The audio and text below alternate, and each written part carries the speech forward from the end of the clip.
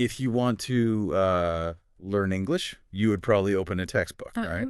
I mean, that's what most people would do. Exactly. You'd look for, like, grammar charts or maybe try to memorize some verb conjugations. Right. Or you just read one of those really polite, kind of stiff dialogues about ordering a coffee. Yeah, ordering a coffee or asking for directions to the train station. But what if I told you that the most accurate, unflinching survival guide to navigating modern culture, like the bureaucracy, the consumer anxiety, and, just the physical vulnerability of existing in a shared space, is actually hiding inside a YouTube video about dumbbells? I mean, it sounds a bit out there, but it really is true. It is. So welcome to the deep dive. Today, we have a really fascinating source document to look at. We do, and it's so layered. Right off the bat, on the surface, it's just a transcript from a YouTube channel called LearnCast English. Yeah. The video is titled Learn English at the Gym, Episode 13, Easy Listening and Speaking Practice for Beginners. Which sounds so simple, right? Totally simple. But let me be clear right up front. Our mission today is not just to read you a list of vocabulary words for, like, barbells and treadmills. Definitely not. We are going to completely deconstruct this transcript because as you dig into it, you realize it operates as a literal masterclass. It really does. It's a masterclass in infiltrating one of modern society's most intimidating microcultures, the gym. It absolutely is a microculture. And what's fascinating here is how the seemingly straightforward English as a second language curriculum disguises deep cultural assimilation as a simple repetition exercise. Yeah. I mean, when you look at the specific phrases they choose to teach, it literally maps out the hidden social contracts of the fitness world. Oh, completely. It's like a secret map. Right. It outlines the exact parameters of vulnerability required to exist in that space. It isn't just teaching you how to speak English.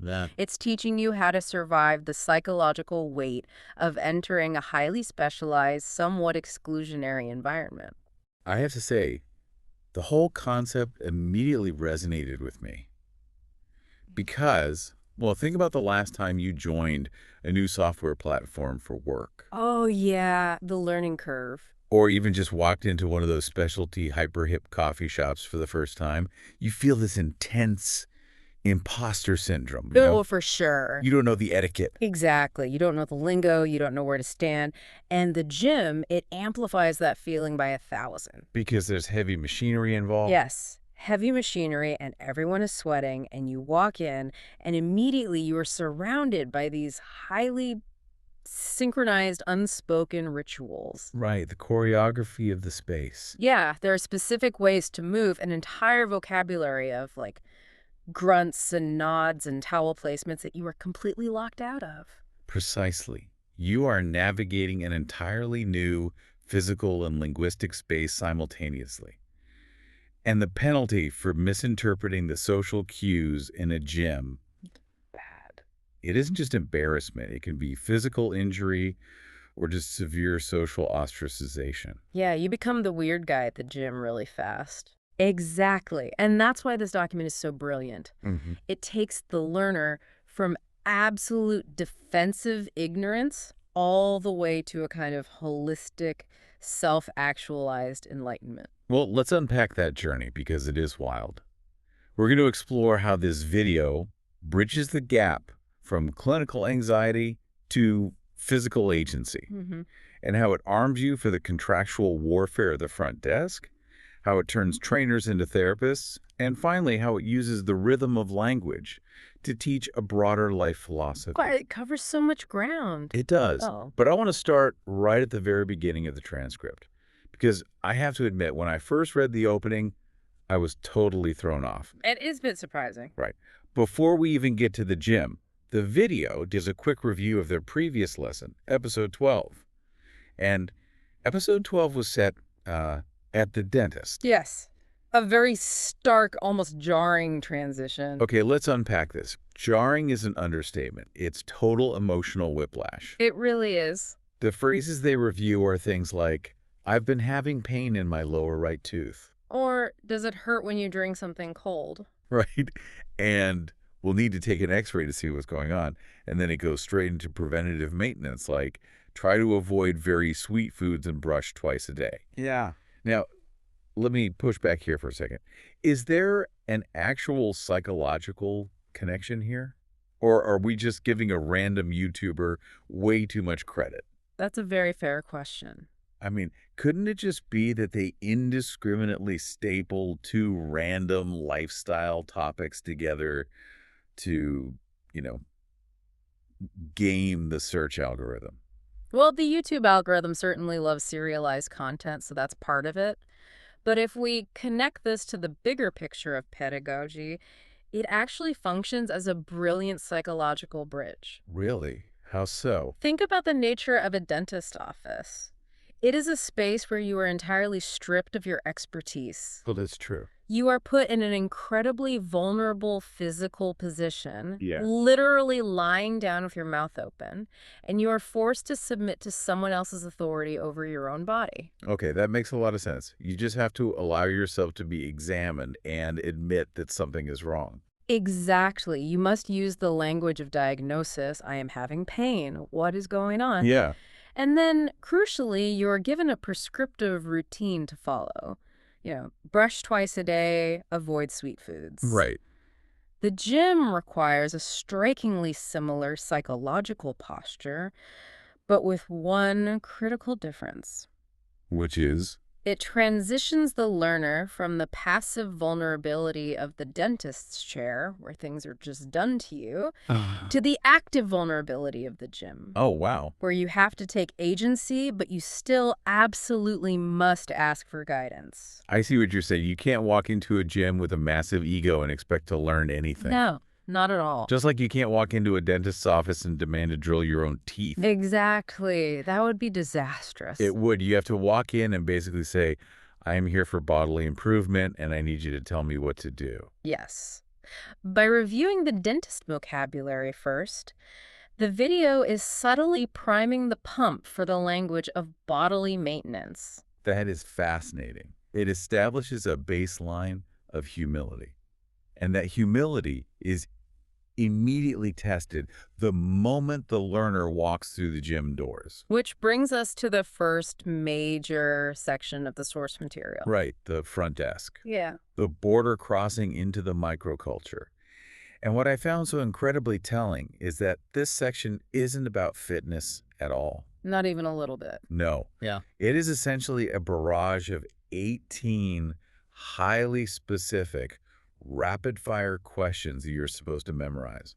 And they are almost entirely defensive. They are entirely contractual. Before the transcript teaches you how to lift a single weight, it teaches you how to protect your wallet. Yes.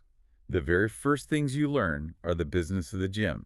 Things like, what types of membership plans do you offer? Or is there a student discount for the monthly fee? Right, and can I take a tour of the gym before joining? It's all about mitigating risk. It really is. I love that they teach you how to ask, how do I cancel my membership if I need to stop going? Yeah. Before you've even learned the word for treadmill. That is so telling. It's so real. Anyone who has ever joined a gym knows that the hardest part isn't the workout. It's escaping the contract. It reveals a profound understanding of consumer anxiety. I mean, think about the target audience for an ESL video.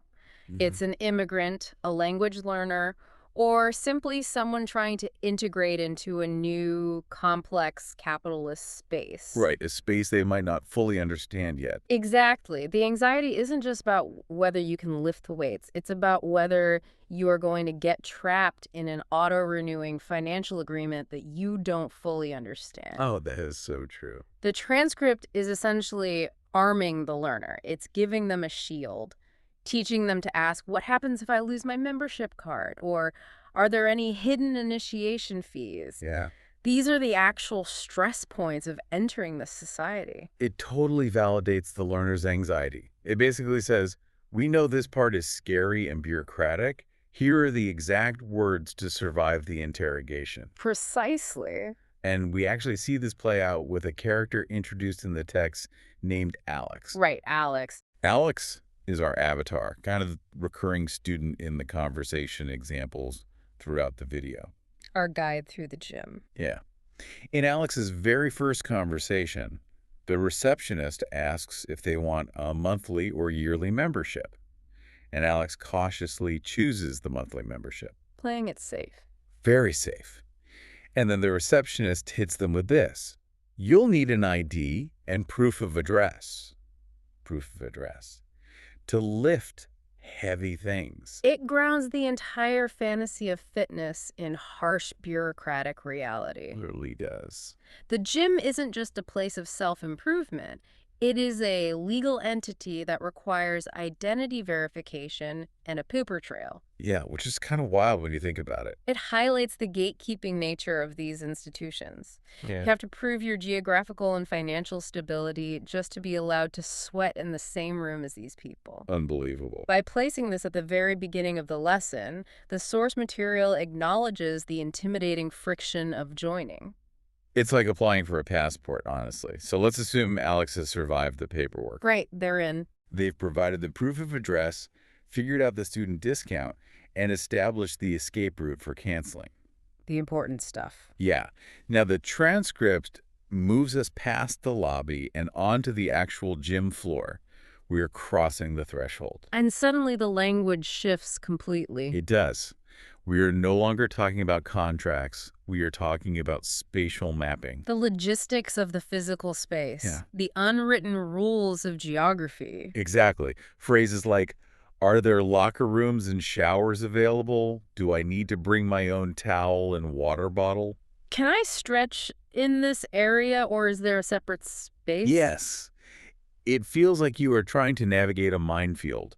The sheer volume of logistical knowledge required just to stand on the gym floor without violating a rule is staggering. What's happening here is that the transcript is explicitly teaching etiquette alongside vocabulary. How so? Well, asking where can I sanitize the equipment after using it isn't just about finding the spray bottle. Right. It is teaching the language learner that sanitizing the equipment is a non-negotiable cultural expectation. Oh, yeah. If you don't do it, you're done. Exactly. If you don't do it, you become a pariah. Yeah. This is the sociology of what we call third places, spaces that aren't home and aren't work. Like a coffee shop or a public park. Exactly. But the gym is a highly unique third place because it is deeply communal, yet aggressively individualistic. That's a great way to put it. You are sharing space, air, and equipment, but you are specifically not supposed to interact too much. Right. Everyone has their headphones on. The etiquette is entirely built around invisible borders and hygiene. When the text teaches you to ask, can I stretch in this area? It's teaching you that you cannot just drop to the floor anywhere. No, you definitely can't. There are zones. The video is providing the linguistic tools to see those invisible borders before you accidentally cross one. That makes total sense. It's like finding the bathroom at a crowded house party where you don't know the host. Yes. You need the exact phrasing to find your way without, opening the wrong bedroom door. But here is where the transcript takes a turn that I found deeply moving, honestly.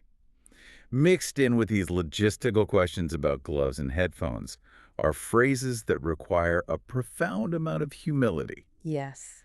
The transcript teaches what I would call the mechanics of ignorance. The mechanics of ignorance. That's a powerful way to frame it. It forces you to embrace absolute beginner status. Just listen to these phrases you are required to practice. Right. How do I use the treadmill safely? Can someone show me how to adjust the settings on this machine? I've never used a rowing machine before. Can you help me? And what is the proper way to lift weights without getting injured? Yes. Think about the courage that takes. Yeah. You already feel insecure because you are practicing a new language. Right. And now you have to walk up to a very fit stranger who looks totally in their element and say, I've never used this before. It's layering physical vulnerability on top of linguistic vulnerability. And this goes back to what we discussed earlier about ego. Yeah. The gym is traditionally a place of high ego. It is highly performative. The Dunning-Kruger effect runs rampant in fitness. So true. People act like they know everything. Exactly. People who know very little often act with supreme confidence, which is exactly how people get hurt. Yeah. The language provided here systematically strips that ego away. It provides the exact syntax needed to admit, I do not know. But it's so hard to do. The natural human instinct is to just, like, copy what the person next to you is doing and pretend you know what's going on. Yes, but faking it with heavy machinery has dire consequences. Yeah, that's how you end up in physical therapy. Exactly. That's why these phrases constantly prioritize injury prevention. Proper way to lift weights without getting injured, or use the treadmill safely. Right? The transcript is teaching that the cost of pretending you are fluent, either in English or in fitness, is physical harm. You must use your words to protect your body. And we see this play out beautifully with our avatar, Alex. In the conversation example for this section, Alex approaches a trainer and literally says, I'm new here, and I'm not sure how to use the treadmill. It's so direct. It is. Mhm. And the trainer replies, no problem. Let me show you how to adjust the speed and incline.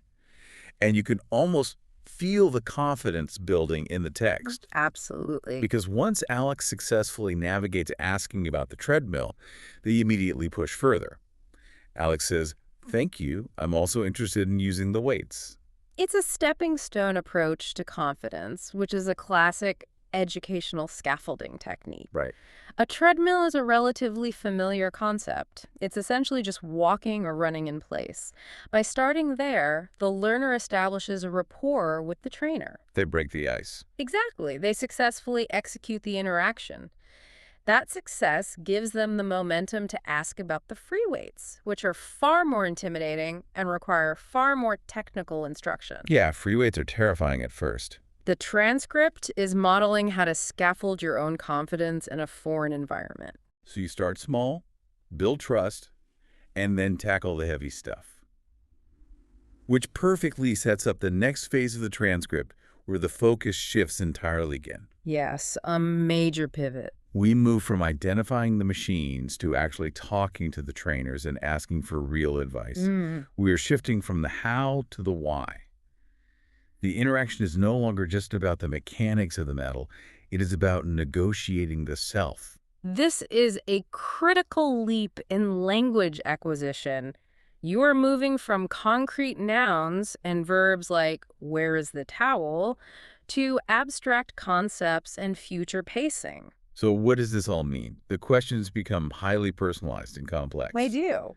Like, could you help me create a workout plan that fits my goals? I want to lose weight. What exercises do you recommend? Or I'm trying to build muscle. What should I focus on? Right.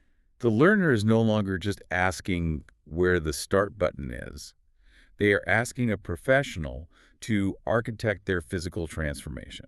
This is where the trainer morphs from a mere instructor like a mechanic of the machines into something closer to a therapist or a life coach. A fitness therapist. Exactly. The language required here demands a higher level of fluency because you have to articulate abstract goals and internal physical sensations. Yeah, you have to look inward. You are literally bringing your internal desires to a stranger and asking them to help make them real. And you are bringing them your pain, too. I mean, look at the phrases about physical limitation. I have a knee injury. Can you suggest safe exercises? That's a huge disclosure. You are disclosing medical history in a second language. And then there's this phrase which, honestly, I'm feeling tired quickly. Is that normal when starting out? It's so vulnerable. I had to pause when I read that. Is that normal? It is such an incredibly human question. Yes, it is. You are in a new environment. Your body is reacting in strange ways. You are out of breath. Your chest hurts. And you just need someone in authority to validate your experience and tell you that you aren't failing. The transcript brilliantly anticipates the psychological hurdles of the beginner. It gives them the language to seek reassurance. Asking, is that normal? Is essentially seeking permission to struggle. It transforms the trainer from an intimidating figure of fitness into a guide who can normalize the discomfort of growth. I love that. Normalizing the discomfort. Because when you are learning a new skill, whether it's conjugating verbs or lifting weights, the central nervous system gets completely overwhelmed. Oh, I've been there. The fatigue is real, both cognitively and physically. Having the words to ask, "Is this okay?" is vital for retention. Without that phrase, the learner might just quit, assuming their fatigue means they are incapable. And that leads directly to what I think is the absolute emotional climax of the video's narrative. The plateau. Yes. The honeymoon phase is over. Alex goes to the trainer and says, "I've been working out for a few weeks, but I'm not seeing much progress. Do you have any tips?" I mean, wow. We are just learning vocabulary anymore. We are dealing with the reality of human endeavor. It is the exact moment of the intermediate plateau. I really love that you call it that. Can you explain what the intermediate plateau actually is, physically and psychologically, and why it's such a big deal that an English lesson is addressing it? Certainly. In any discipline, when you first begin, you experience what people call newbie gains. Oh, right. In language learning, going from 0 words to 50 words feels like a massive leap. You can suddenly order a coffee. It's a rush. In fitness, going from doing nothing to lifting light weights creates rapid neurological adaptations. You get stronger very quickly because your brain is learning how to fire muscle fibers more efficiently. So you see progress every day. But after a few weeks or months, the body and the brain adapts. The rapid progress stops. The curve flattens. This is the intermediate plateau. So the initial high wears off, and suddenly you are putting in the work, but the scale isn't moving. Right. Or in the case of language, you still can't understand a native speaker talking at full speed. Exactly. It is the most dangerous phase of learning because it is where the highest percentage of people quit. Because it's just too frustrating. The dopamine hit of rapid improvement is gone. The fact that this transcript uniquely captures this specific phase of the journey is remarkable. It really is. It doesn't just teach the language of endless success and linear progress. It acknowledges the inevitable wall you hit. It teaches the language of frustration and resilience. And the trainer's response to Alex is so nuanced. The trainer says, "It's important to mix up your routine and focus on both strength and cardio." Practical advice? Very practical. And when Alex asks about frequency, the trainer says to aim for 3 times a week, but crucially adds, "Listen to your body and rest when needed." Yes. This feels like a huge departure from the stereotype of the gym. It introduces a profound shift in the pedagogy of fitness. It moves away from the hardline, toxic, no pain, no gain stereotype that dominated fitness culture for decades. Right, the whole sweat is fat crying mentality. Exactly, and introduces biological reality. It teaches the learner that resilience isn't just about pushing harder. It's about adaptability and recovery. Taking a break. Central nervous system fatigue requires rest to rebuild tissue. By teaching the phrase, "listen to your body," the ESL curriculum is imparting a highly modern, evidence-based approach to long-term progress. Which is the perfect bridge into the next massive section of the transcript titled Fitness Tips and Daily Habits. This is a major shift. Honestly, if the last section was about surviving the plateau, this section is where the deep dive takes a turn into the deeply philosophical. It really does. Because up until now, the video has been teaching the listener how to ask questions. But suddenly the format completely shifts. The learner's no longer asking questions. They're being handed undeniable maxims to memorize. It essentially becomes a holistic self-help manifesto. It is a direct transmission of cultural values. We get a list of 21 distinct tenets of gym philosophy. But before we even get into the actual words of these 21 commandments, we have to talk about the physical mechanism of how this video operates. The rhythm of the lessons. Yes.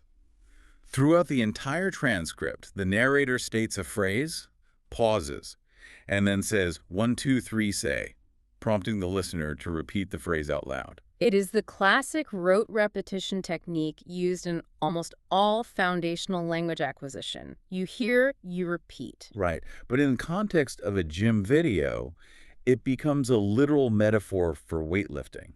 I was doing this in my living room, and it clicked. 1, 2, 3, say is a linguistic rep.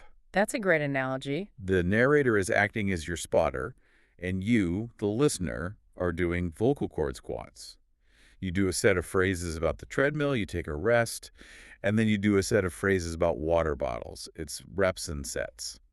If we connect this to the bigger picture, the underlying neuroscience actually proves your analogy is completely accurate. Oh, really? Yes, rote repetition builds muscle memory, but more accurately, it builds neural pathways. When you learn a new physical movement, like a deadlift, your brain is sending signals down the spinal cord to the actin and myosin filaments in your muscles. Keep getting scientific. The more you repeat the movement, the thicker the myelin sheath around those nerves becomes, making the signal travel faster and more efficiently. So the repetition literally changes the physical structure of your nerves. Yes. And the exact same biological process happens in language learning. Right. When you repeat a new English phrase out loud over and over, you are utilizing Broca's area and Wernicke's area in the brain. The language centers. Right. You are training the physical muscles of your mouth, tongue, and vocal cords to form new shapes while simultaneously thickening the neural pathways that retrieve those vocabulary words. That is incredible. Doing a physical rep with a dumbbell and doing a linguistic rep with the 1, 2, 3, say method are functionally the same biological exercise. The transcript brilliantly aligns the pedagogy of language acquisition with the methodology of physical training. I am blown away by that. The medium truly is the message here. The very act of repeating the words mimics the act of lifting the weight. Precisely. So what exactly are we lifting? Let's look at what the listener is being asked to repeat in these 21 maxims. Let's do it. It starts with practical, almost mundane operational rules. Things like, it's important to stay hydrated before, during, and after exercise. Sensible advice. You should eat a healthy meal at least 1 hour before working out. And always warm up your muscles to prevent strains. Those are the foundational baseline requirements. They are teaching you how to prepare the machine, your body, for the stress it's about to endure. Right. But very quickly, the maxims escalate from physical preparation to behavioral psychology. Yes, listen to this one. Consistency is more important than intensity at the beginning. Such a crucial lesson. This is such a profound statement for a beginner to internalize. The urge for anyone starting something new, whether it's learning English or trying to get in shape, is always to go as hard as possible right away. Exactly. You want immediate results. You want to study for 5 hours straight, Right. or lift the heaviest weight in the room to prove you belong. But the curriculum is explicitly stating that sustainable, low-level repetition is the true path to mastery. It's teaching emotional regulation. It's warning the learner against burnout. And again, it applies equally to the language they are learning and the physical environment they are preparing to enter. And then the transcript throws a total curveball. The meme. Yes.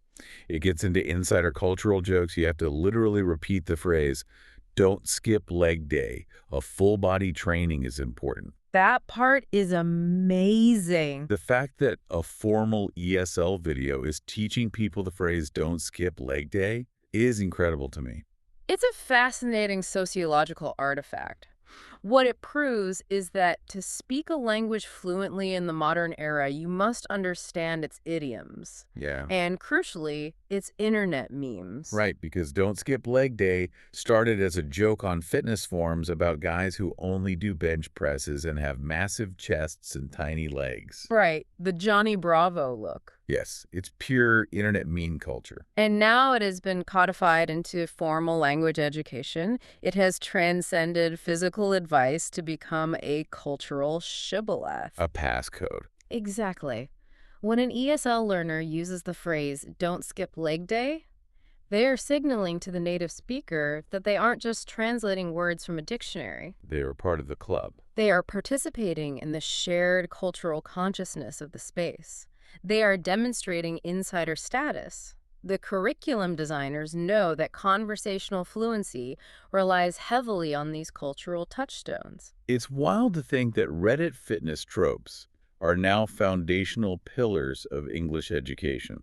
It really shows how language evolves. But right after teaching you a meme, the maxims pivot again and become genuinely therapeutic. Very much so. Phrases like, avoid comparing yourself to others, focus on your journey, celebrate small wins to stay encouraged, be patient, real progress takes time. Those are powerful words. I mean, I want to print these out and put them on my bathroom mirror. This isn't just about the gym anymore. No, it is fundamentally teaching that language fluency and physical fitness require the exact same mindset. Yeah. Both are long-term, delayed gratification pursuits.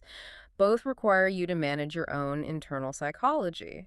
It's mostly a mental game. Both require you to overcome the despair of slow progress and the toxic habit of comparing your chapter 1 to someone else's chapter 20. Exactly. Because when you are struggling to speak English at the grocery store, it's so easy to look at a native speaker and feel inadequate. Just like looking at a bodybuilder when you can barely lift the bar. Yes. And that is why these specific phrases are so vital. When the video prompts the listener to say out loud, be patient, real progress takes time, it is operating as an affirmation. A self-soothing mechanism. The learner is repeating a mantra that soothes the anxiety of not being fluent yet, while simultaneously learning the vocabulary to soothe the anxiety of not being fit yet. It's cognitive behavioral therapy disguised as an English lesson. They're also teaching you to value rest, which is huge.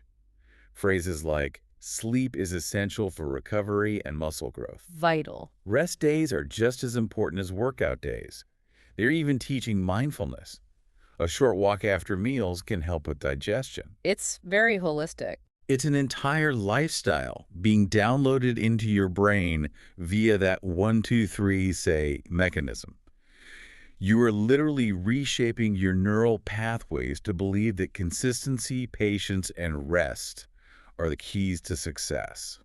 And once that philosophy is fully downloaded, the transcript culminates in the final section titled Review and Test Yourself. Oh, this section is great. This section serves as the final assessment of the learner's endurance. It's the final exam. And what's wild is how much the curriculum has advanced in such a short amount of time. The jump in complexity is huge. It really is.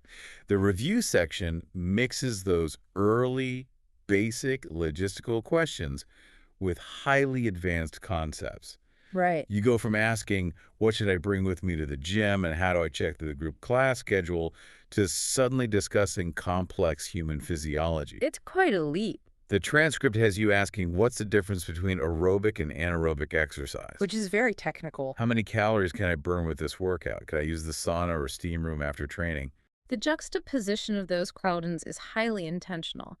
It forces the listener to reflect on how far their fluency has evolved. Yeah, you see your own progress. But let's pause on the science for a moment, because asking about aerobic versus anaerobic exercise is a massive cognitive leap. Yeah, please explain that, because I feel like most native English speakers couldn't even explain the difference clearly. Exactly.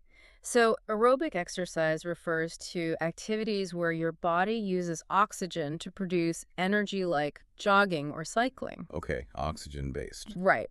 Anaerobic exercise refers to short, intense bursts of activity like heavy weightlifting or sprinting, where your body breaks down glucose for energy without relying on oxygen. Oh, interesting. To ask a trainer to delineate between these two biological processes requires a high level of conceptual understanding. You aren't just asking, how do I use this machine anymore? No, you're past that. You're asking, how does this specific stressor alter my cellular energy production? It demonstrates a complete ascension through the microculture's hierarchy. Absolutely. You have moved from an outsider begging for entry at the front desk terrified of the cancellation policy, Right, hoping you have proof of address. to an insider utilizing the luxury amenities like the sauna and debating anaerobic thresholds with the training staff. You have conquered the space. You have. But just when you think you've graduated, the transcript pulls a brilliant narrative trick with our avatar, Alex. Yes, the return of Alex. Yeah. We haven't seen Alex since they were frustrated with the intermediate plateau and the trainer told them to rest. Right. Where does Alex show up in the final review? Back at the receptionist's desk. The timeline is distinctly nonlinear. It's like a time loop. Alex walks up to the desk and says, I'm planning to join the gym. Can I sign up for a trial first? Very cautious. The receptionist says, yes, you can try it for a week. And then Alex asks, I'm also wondering if I can bring a guest with me. And they're told they have to pay a small fee. Wait, so Alex is back at the very beginning. Yes.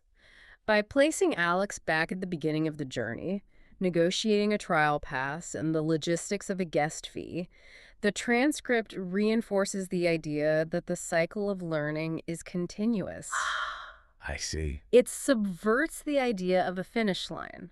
You are never truly finished learning a language, just as you are never truly finished with physical fitness. That is so true. You might master the anaerobic energy systems, but you still have to negotiate the front desk. You still have to pay the fee. It loops perfectly. You bring a guest, and now your guest is the beginner. Exactly. They're the ones terrified of the machines. And you are the guide. You have to teach them how to ask for the towel, where to sanitize the equipment, and assure them that it's normal to feel tired quickly. You have become the native speaker of the gym. Wow. The structure of the text implies that mastery isn't an endpoint where you know everything. No, it's not a destination. Mastery is simply the ability to continuously navigate the cycle of beginning, struggling, resting, and returning, but doing it with less fear each time. That is exactly right. Okay, so let's zoom out and look at the whole picture. We started this deep dive looking at what appeared to be a very basic ESL video transcript. Learn English at the gym.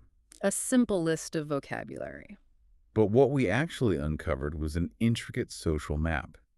We found a document that outlines the necessary vulnerability, the defensive bureaucracy, the mechanics of ignorance, and the overarching psychological philosophy required to survive in a highly intimidating space. It serves as a powerful reminder to you, the listener, that every specialized environment you enter in your life has its own hidden language. Yeah, everywhere.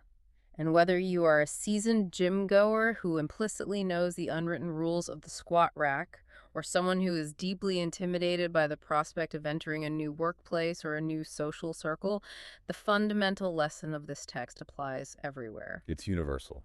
Progress in fitness, in language, in a career requires the courage to stand in the space of your own ignorance and ask, can someone show me how this works? Exactly. It's about owning your beginner status without shame. And I want to leave you with one final thought to mull over as we wrap up today. That's a good one. We've spent this time analyzing how this transcript teaches the precise, mechanical words to ask for a student discount, or how to freeze a membership if you travel. A defensive armor. Right, it gives you the armor to survive the front desk. But think about the sheer, raw courage it takes to walk past that desk. Into the unknown. To walk into a room filled with heavy, clanking machinery, floor-to-ceiling mirrored walls, and strangers who look completely in their element. It's terrifying. Imagine approaching one of those strangers and proudly declaring, in a language you are still struggling to learn, I've never used this before, can you help me? It is the ultimate expression of vulnerability as a tool for growth. It really is. Because if you can master the vulnerability required to say those exact words out loud in a foreign environment and survive. Then what can't you do? Exactly. Is there any room in the world you couldn't eventually conquer? Thank you so much for joining us on this deep dive. Keep learning, keep asking questions, and stay curious.